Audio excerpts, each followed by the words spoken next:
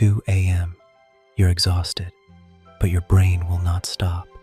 It replays conversations, rehearses disasters, and spins through every worst-case scenario it can find. You're not broken. You're not weak.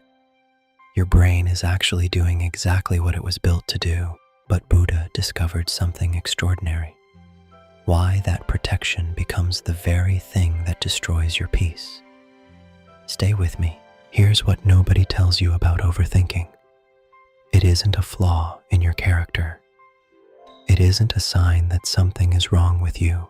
Overthinking is your nervous system doing its ancient job, scanning for threats, preparing for danger, keeping you alive.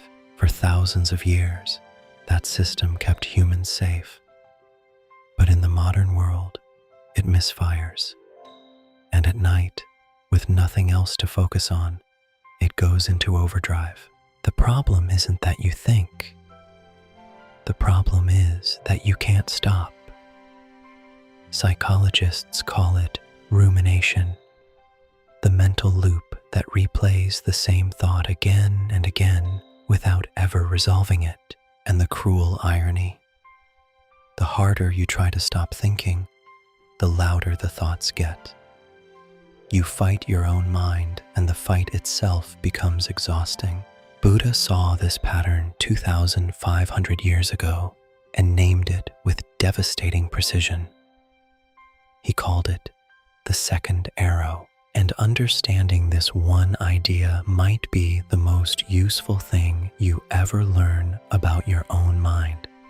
So let's go there, slowly and carefully, because this isn't just philosophy. Imagine you're walking through a forest and an arrow strikes you. That's pain. Real, unavoidable pain.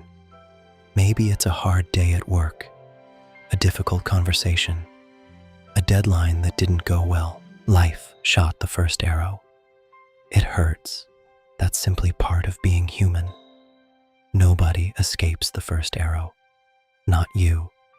Not your most successful colleague. Not anyone. But then something happens. You reach down and you shoot yourself with a second arrow. You start asking, why did this happen to me? What does this say about me? What if it gets worse? You replay the moment. You catastrophize the future. You judge yourself for feeling bad.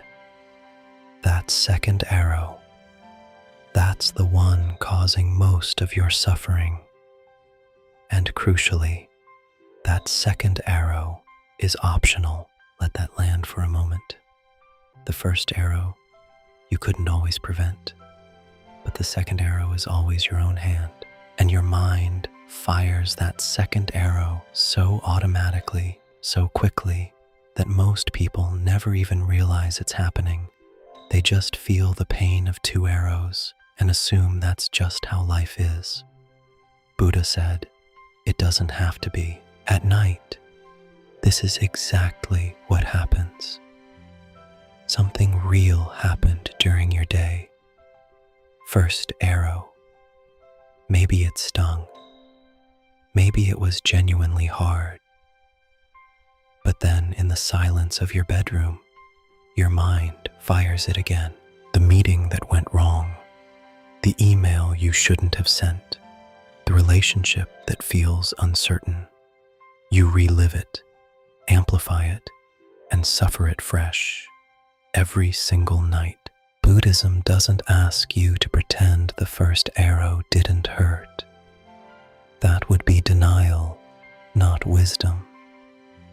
What it asks is, can you feel the pain without adding the story? That gap is where your freedom lives. There's a Pali word the Buddha used, papanka. Scholars translate it as mental proliferation. It means the mind's tendency to take one small thing and spin it into an entire universe of worry. One awkward moment becomes proof you're failing. One unanswered message becomes evidence you're disliked. One sleepless night becomes a story about your entire life falling apart. Sound familiar? Papanka isn't stupidity. It's the default setting of an untrained mind. And the word untrained is important because it implies that training is possible.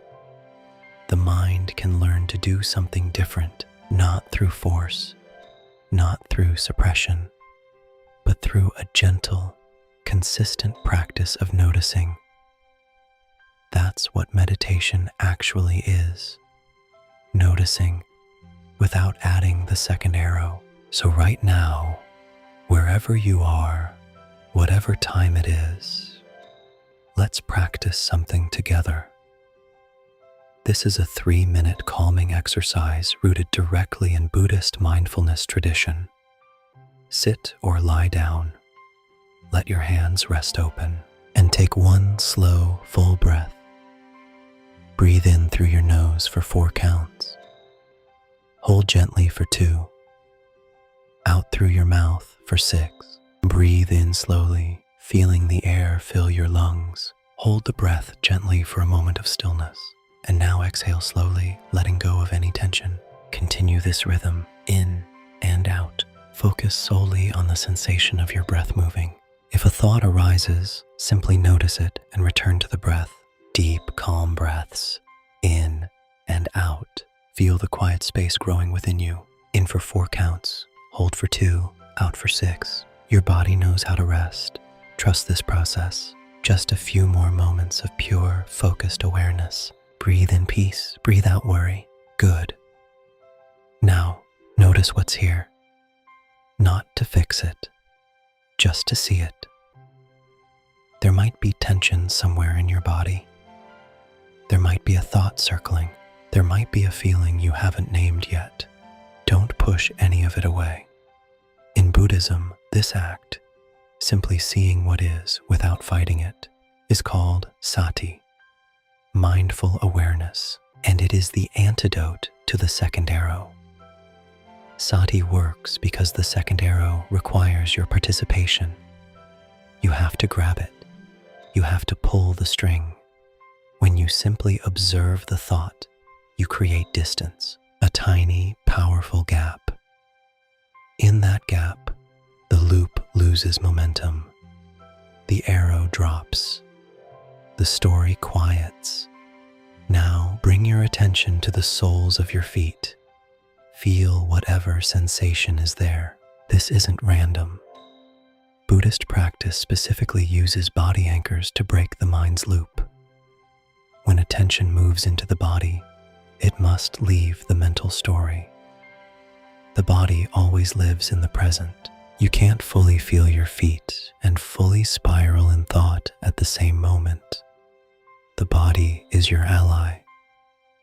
Rest now in the presence of this moment. Peace be with you.